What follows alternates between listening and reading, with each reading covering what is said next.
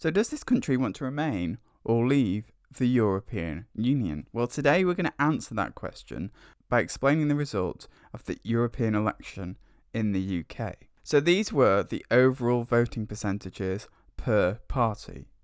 And you can see that the Brexit Party gained the biggest percentage with 31.6%. The Liberal Democrats came second with 20.3%, Labour came third with 14.1%, then the Greens at 12.1%, then the Conservatives at 9.1%, then the SNP 3.6%, and Change UK at 3.4%, and UKIP at 3.3%, and Plaid Cymru at 1% of the overall country's outcome. But the SNP and the Plaid Cymru did very well in their individual countries that they represent, Scotland and Wales. So with this huge vote share towards the Brexit Party, does that mean that most people in the UK support leaving the EU without a deal? Well, you can see from the percentage change that many of these Brexit Party gains, which is 31.6% anyway because they're a new party, came from the UKIP, which was 24.2% of losses. Also, the Conservatives and Labour have massively lost out to the other parties. Conservatives lost a whopping 14.9% of vote share. They didn't win an overall majority in any area. And Labour lost 11.3%. Meanwhile, the Lib Dems gained 13.4%, the Greens gained 4.2%, the SNP gained, Plaid Cymru gained a little bit, and Change UK, being a new party, again gained. So many people have made the argument that because UKIP MEPs defected to the Brexit Party, all the Brexit Party vote share is showing is simply just a translation from UKIP to the Brexit Party. So looked at the South East, this is Nigel Farage's constituency. It's a 51.78% to leave the EU back in 2016. They had a total of 4 UKIP MEPs back in 2014. By 2019, one of them had defected to an independent, and 3 of them had defected to the Brexit Party. So for the South East, you can see that back in 2014, UKIP had 32.14% of the vote share. In 2019, the Brexit Party had 36.7%. Well, the UKIP, as it is now with Gerard Batten as leader, has 2.22% of the vote share in the South East, while independents have 0.3%. So this shows that in the South East, despite UKIP being a very different party to what it is now, in that back in 2014 it was ruled by Nigel Farage, we hadn't actually decided to leave the EU yet, and support for them was growing, whereas now support for them is waning significantly with just gaining 2.2%. Meanwhile, the Brexit Party have gained more than UKIP lost in that time period. Let's take a look at this in more detail by looking at the country as a whole. So UKIP back in 2014 had 24 MEPs in total. By 2019, 6 of those had stayed independent MEPs. 14 of those had defected to the Brexit Party. 2 of those stayed as UKIP MEPs. 1 became a Social Democratic Party member, and 1 became a Conservative Party MEP. So, in 2014, UKIP had 24 MEPs. By 2019, before the EU referendum, they had 2 MEPs, whereas the Brexit Party before the referendum had 14 MEPs. After the referendum, they had 28 MEPs. In other words, the Brexit Party have made a bigger net gain than just losing UKIP MEPs to the Brexit Party. If you look at the vote share, it becomes even more clear. So back in 2014, UKIP had 26.6% of the vote. In 2019, they lost most of that to 24.2% vote share change. If you assume that all of the stuff that UKIP lost, that 24.2, automatically went to the Brexit Party, then you could arguably say that before the election, the Brexit Party had 24.2% of the vote share. But the election itself showed that the Brexit Party actually gained 31.6% of the vote share. So if you take away the UKIP vote share losses from the Brexit Party gains, then you have a net gain of 7.4% 54% of the vote share. Not the biggest party in the European elections by far. The Lib Dems, the Greens all come out on top. But still, they are gaining from 2014, which again was a very good result for the pro-Leave movement. Not surprisingly, the Brexit Party did very well in Leave areas compared to Remain areas. In fact, there's almost a direct correlation. They did better in high Leave areas and worse in high Remain areas. So the Brexit Party obviously making very good gains in comparison to UKIP.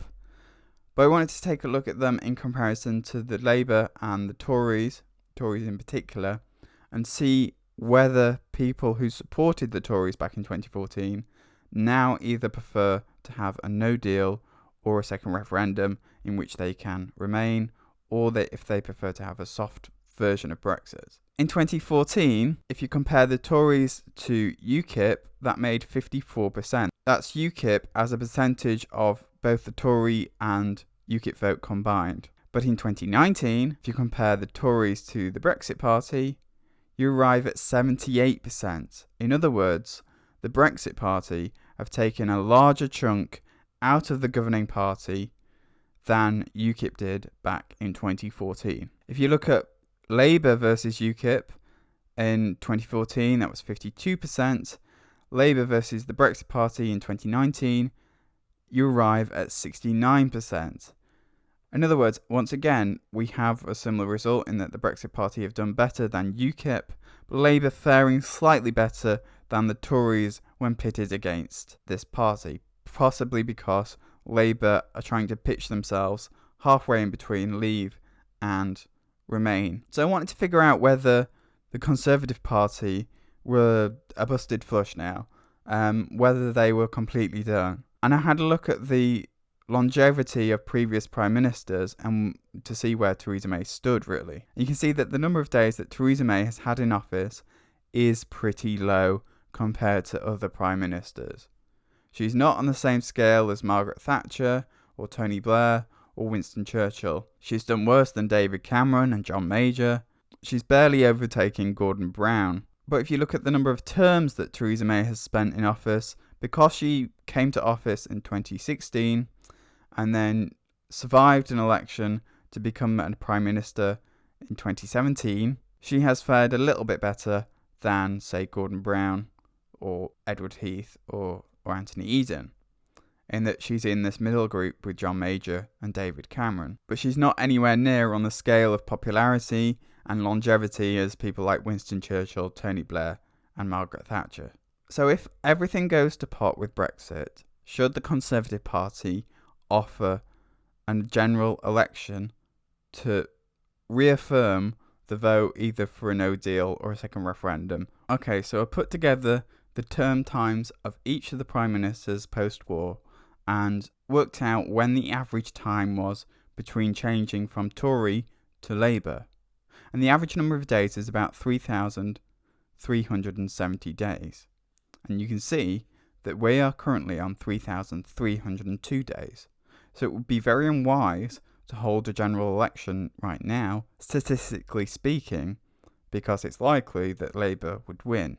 What this also tells us is that whoever becomes the next Prime Minister does not have very long to be the next Prime Minister. The average shows that they'll only last a couple of years at the very most. They will not last the full 5-year term, especially since they are unelected. As we can see up here, Prime Ministers who don't face an election, who switch mid-term, generally tend not to fare very well when faced with an election when that election comes along. So yes, it would be very unwise for the Conservative parties to hold a general election as a way of solving the Brexit impasse right now.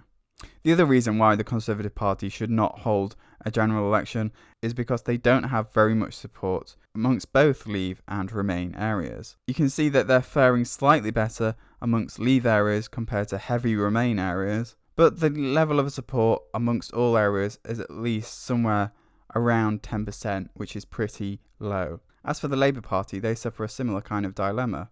In Bolsover, they lost 21% of the vote share. It was a 70.8% Leave area back in 2016, and they lost, with the Liberal Democrats gaining 7.4%, but the Brexit Party as well, 48.5% in a heavy Leave area. Whereas in Lambeth, which is a heavy Remain area, just 21.4% of people voted to leave in this constituency.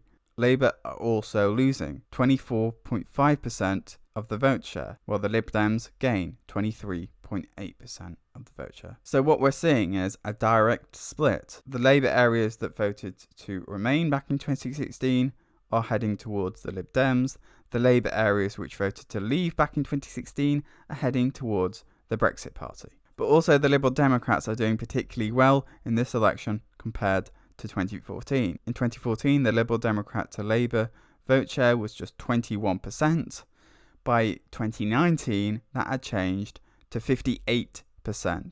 So the Liberal Democrats making huge chunks out of the Labour vote share, showing that the clear Remain parties are faring better than the ambiguous mainstream parties who are either offering a softer version of Brexit or a second referendum or a general election in the hope of being able to deliver a softer form of Brexit, or like the Conservatives are offering the withdrawal agreement, or like the Labour on the Conservative talks recently, some kind of withdrawal agreement mashup. Either way, two main parties, Conservatives and Labour, are offering a very confusing message on Brexit, and that's showing in the polls, whereas the Liberal Democrats, the Greens, Plaid, the SNP, the Brexit Party are showing very clear stances on Brexit. Either they want to remain and hold a second referendum, or they want to leave without a deal. And they're faring much more popular. So as you can see, Labour are faring slightly better in Remain areas compared to Leave areas. So my advice for them would be to head towards this second referendum clear option to Remain. But as we've shown in Bolsover and many parts of the north, they are likely to lose those seats should they choose to go down that very stark, very clear path towards Remain. And also, there's no guarantee that they would win Remain seats because that Remain vote is, as I've shown, split amongst the Liberal Democrats, the Greens, Change UK, Plaid, the SNP, all those other parties. So there's no guarantee that in a first-past-the-post system, the Labour Party would win, although it is a first-past-the-post system in our general elections rather than proportional representation as it was in this European election. So they have a higher chance on that regard. Well, as I've shown with the previous prime ministers, you can see it was all between red and blue and red and blue. So it's more likely that we're going to have a Labour or Conservative prime minister to be the next prime minister than we are going to have somebody from the Lib Dems or the Brexit Party. Although this is a completely new version of politics and things could completely change. Now, the Liberal Democrats also ate into the Tory victory back in 2014. It made up just 22% of the Tory vote share. In 2019, that made up 69% of the vote share. So the Liberal Democrats doing very well all round. Now, one thing I want to talk about are the different versions of Leave versus the different versions of Remain. Okay, so the Brexit Party wants to leave the EU without a deal, as do UKIP.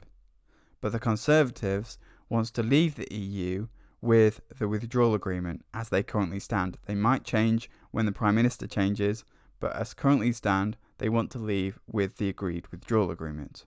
Whereas the Labour Party want to leave with the withdrawal agreement and some form of permanent customs union. And even the SNP aren't so keen on leaving, but if they are going to leave, they want to leave with a customs union deal and within the single market. As for the Remain side, well, the Liberal Democrats want to have a second referendum and they will campaign to Remain. The Labour Party, again, only want a second referendum if they've had a general election first and if they've tried to leave the EU with their customs union deal. The Green Party want a second referendum and they would probably campaign to Remain. The SNP, meanwhile, want a second referendum with the priority being independence for their country, along with Plaid. Change UK, again, want a second referendum with an option to Remain. So there's a slight difference between what the Remain side of parties want versus what the Leave side of parties wants. And it's very hard to kind of interpret that into whether more people support leaving or more people support remaining. Of course, people don't just vote on the European issue. they could be voting on other more general party issues.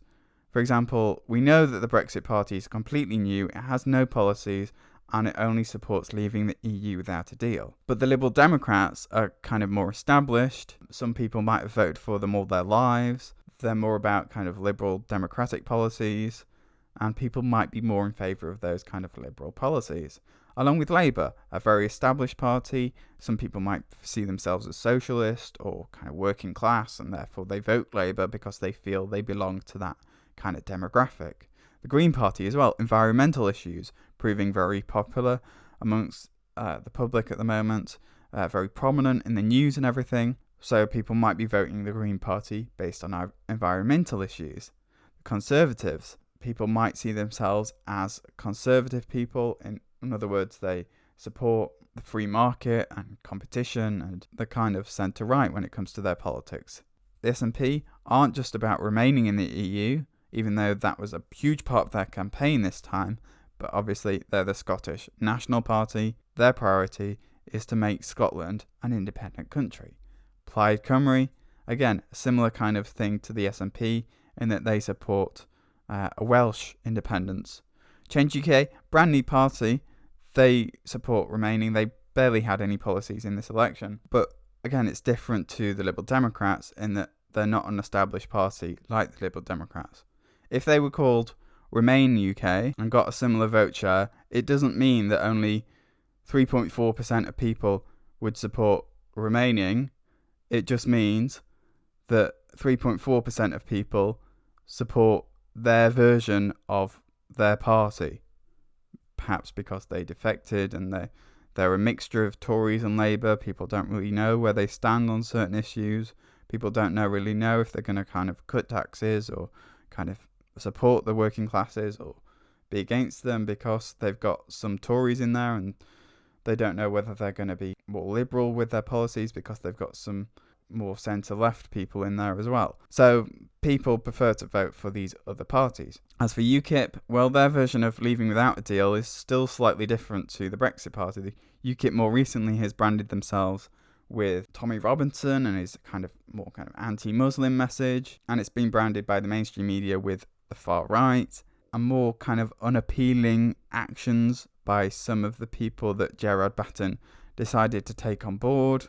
Whereas the Brexit Party, being sponsored by Aaron Banks, headed by Nigel Farage, having Anne Widdecombe in there, is much more mainstream than UKIP, which is, got YouTubers in, and it's got people on the fringes of society, which are less well known, are perhaps less well supported as well. Leaving the EU and remaining in the EU aren't just the binary votes in this election. There's a whole spectrum of opinions that you could interpret from this election. I wanted to take a look at Scotland, where the SNP did very well.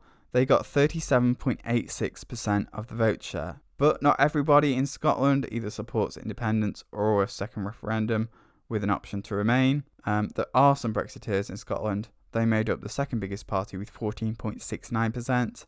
The Liberal Democrats made up 13.94%, doing very well for them. The Conservative Party, fourth biggest party, 11.65%. Labour, 9.35%. Greens, 8.27%. Change UK, 1.91%. And UKIP, 1.81%. So as you can see, the SNP doing very well, gaining 8.95%. If you look at the map, it's almost purely yellow in Scotland right now. Does that mean that Scotland wants independence or it wants to remain in the EU? Who knows? However you interpret the vote. Because the Lib Dems have done very well with 6.83%, but also the Brexit Party have done better than UKIP with 14.69% compared to a loss by UKIP of 8.65%. The SNP vote can't just be a reflection on Remain versus Leave, but must also be a reflection on independence versus no independence. Obviously, the Conservatives made a loss of 5.61%, and the Labour made a huge loss in Scotland of 16.85%. In other words, Labour's ambiguity on the Brexit issue is proving very unpopular in comparison to the SNP, which are very clear.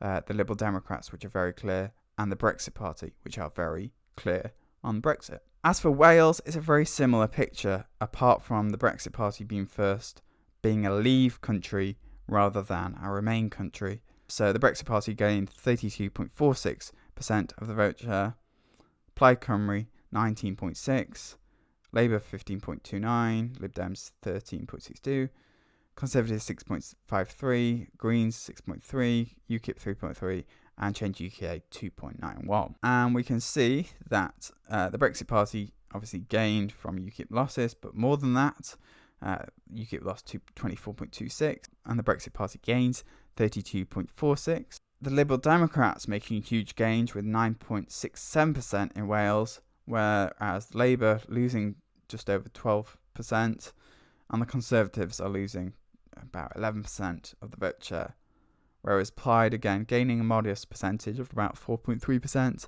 and the Greens 1.76%, along with Change UK, which is 2.9%. So a very stark contrast, the mainstream parties losing out a lot, the Brexit Party gaining a lot, and the Remain parties doing moderately well in Wales. I wouldn't say they were beating the Brexit Party though. So in 2014, nationalist parties, that's Plaid Cymru and the SNP, made up 35% of the vote share compared to the two mainstream parties, that's Labour and the Conservatives.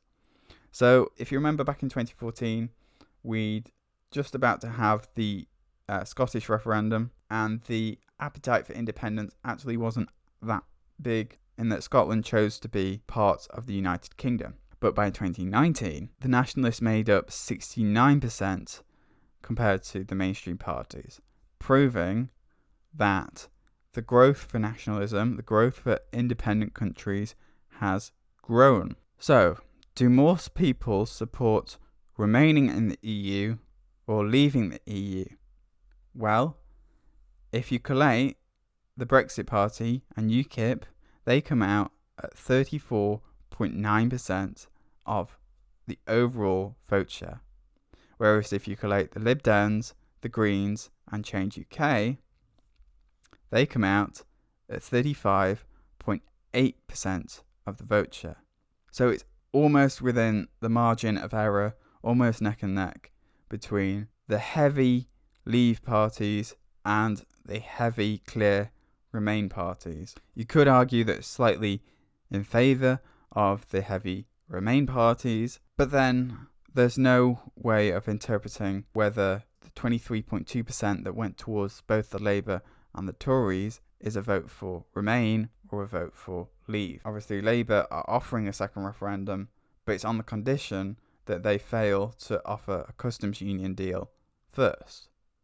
And the Tories recently offered Parliament a vote on a second referendum, but of course, Theresa May ended up crying on the doors of number 10 because she was resigning as a result of being voted out of her party by the 1922 committee for offering that because their MPs obviously would struggle to sell that in Leave areas, especially since a second referendum is so heavily supported by the Lib Dems, the Greens and Change UK, and there is very little Leave support from the Leave parties towards a second referendum, proving that a second referendum is basically the same thing as remaining in the EU. And also, it's very difficult to interpret the nationalist vote versus Remain Leave as well, because independence and remaining in the EU are two separate things. You can be an independent country without being an EU member, or you can be an EU member inside that country. And even though the SNP and Plaid are promising that their countries would become full EU members if they chose to become independent countries, there's still no way of knowing whether people are voting with the intention of becoming an independent country first and foremost, or whether they're voting with the intention of remaining in the EU first and foremost. In fact, if we look at the non-Tory Labour versus the Tory Labour vote in 2014, we see that in 2014, the non-mainstream parties made up 48% of the vote share. By 2019, that had grown to a whopping 76% of the vote share. In other words, more people are voting against the Tories and Labour than they are voting for them. And that has grown a lot since 2014. So just because these other parties gain in vote share percentage does not mean that necessarily those parties are gaining support overall. It could mean that it's just simply the Tories and the Labour Party have let the public down and they're voting elsewhere. So in this graph, I've collated the parties that support no deal versus the parties that support a second referendum versus the parties that support a soft Brexit. So no deal was UKIP and the Brexit Party. They made up 34.9% of the vote share. The parties that support a second referendum include Labour, the SNP, Plaid, the Greens, the Liberal Democrats. So they made up a whopping 50% of the vote share. And the parties that support soft Brexit include Labour, who want a kind of customs union deal, and the Tories, I'd say, with their withdrawal agreement kind of deal. And they made up 17.7% of the vote share. So in other words, if you collate the parties together, you get an overwhelming majority for a second referendum, followed by a no deal, followed by a soft Brexit. Now, does that mean that most people support a second referendum? Possibly. But does that mean most people support Remain? Not necessarily. Just because a party is offering a second referendum doesn't mean the people who vote for that party therefore think that we should remain as a result of that second referendum. It just means that they want to have a say on the final deal, or they want to have a say on whatever outcome they get from Brexit. And as we can see, if we were to have a second referendum, then at least 34.9% of that vote would go towards leaving the EU without a deal, whereas 17.7% would go towards a soft Brexit. So it depends what the question is, how many options are on that ballot paper. It depends who's offering the second referendum and what they're offering as a consequence of that second referendum, whether it comes with independence or whether it comes with, crashing out the EU, as the mainstream media might put it, or whether it comes with, Theresa May's disastrous withdrawal agreement, as, is also on that ballot paper. It's not necessarily a vote for a binary referendum between Leave and Remain. It's not necessarily a vote for a three-way referendum. It's not necessarily a vote for any kind of referendum, actually. It's just a vote for the parties that support second referendum. And so far, they have been very ambiguous about what that second referendum could include. The Labour Party, of course, being the most ambiguous, in that all the other parties said that the second referendum should have an option to remain. The Labour Party still fighting amongst themselves whether a second referendum, which is on their manifesto, should have that option to remain. So like I said, a second referendum support does not mean that most people support remaining in the EU. And if I show a breakdown of the overall voting percentages, you can see that UKIP with 3.3% and the Brexit Party with 32.4% make up a good third of the pie chart, whereas the Conservatives and Labour make up another third, maybe just under a third of the pie chart, and then all these Remain parties make up another third. I should have made that green, but they make up another third of this pie chart. But also you can interpret it another way, in that Labour, the Tories, and the Liberal Democrats are more established parties, you could argue. Maybe you can include the SNP in there. Whereas all the other parties, brand new parties, or emerging parties, or one-issue parties. And you can see a kind of almost 50-50 split between establishment and anti-establishment. So the Brexit Party proving the most popular party overall, with the clearest message. The challenge for them in the future is going to be how they come up with more kind of broader policies that appeal to a larger demographic of people and gain votes from Labour and the Conservatives in a more general election or a local election. The Liberal Democrats, again, doing very well with their Remain second referendum message, but their challenge for them is how to gain the support if Labour choose to go towards Remain, and also how to gain support from other parties like the Greens and the SNP, etc., when they're losing vote share to those other Remain parties. Labour have to choose between whether they want to remain in the EU or whether they want to leave it. And they have to come up with a clearer message, because this election shows that their ambiguity on their message has made them suffer quite a lot. The Green Party doing very well, as they were across the entirety of Europe, because of the environmental message and because of their clear Remain message. The Conservatives doing very poorly because they have failed to deliver Brexit. They're offering a kind of softer, kind of more ambiguous Brexit at the moment. We have no idea what kind of deal or negotiation outcome or even Prime Minister we're going to have. Although I would say that this vote took place before Theresa May resigned, but we still don't know whether we are actually going to leave without a deal, and therefore people don't trust the Conservative Party and people don't trust the Labour Party. People would either trust a party that's very clearly for Remain or trust a party that's very clearly for leaving the EU regardless of the outcome, which is the Brexit Party. And we talked about the SNP and the Plaid showing their rise for nationalism. The challenge for them is whether they can interpret that into an election result or whether it's just a reflection on the Remain vote voting for them. So that's the overall voting percentage. The Brexit Party proving the most popular party doesn't necessarily mean that the country wants to leave the EU without a deal, but it does show that should we have a second referendum, which again is the most popular option if you collate the parties, then leaving without a deal is still going to be perhaps the most popular of the leave options on that ballot paper. But it seems clear to me that the only parties offering a second referendum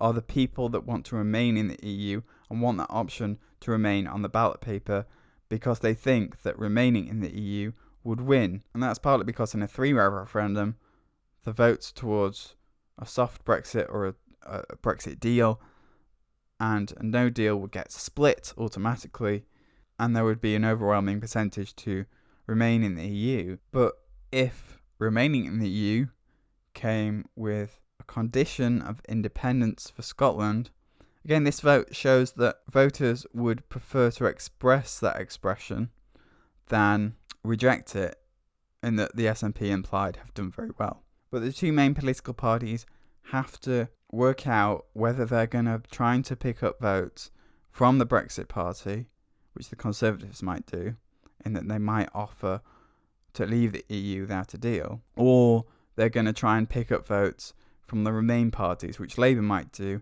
in that they might offer more clearly, front and centre, a second referendum. And it's clear to me that the majorities in Parliament are still more in favour of either a softer form of Brexit, or most MPs, like we know, voted to remain, and therefore we're more likely to interpret this vote to be more of a kind of soft Brexit, or we should have a second referendum, or most people want to remain kind of vote.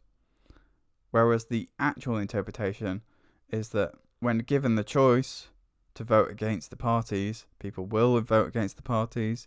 When given the choice of nationalism versus the mainstream establishment, people will vote for nationalism. When given the choice to leave without a deal versus any other way of leaving, people will choose to leave without a deal. And so if leaving the EU is the priority for the Conservative Party right now, then leaving the EU without a deal is the primary and most favourable way of doing that, according to this election. But whether they can find a majority for it in Parliament is again another thing entirely, and it's likely that if the Labour Party chooses to go down this Remain path and they suddenly start blocking any chance that we could leave without a deal, if the Conservatives start going for that, then the Labour Party could suffer very heavily in leave areas come the next election. But do you agree with me? Join in the debate below and subscribe.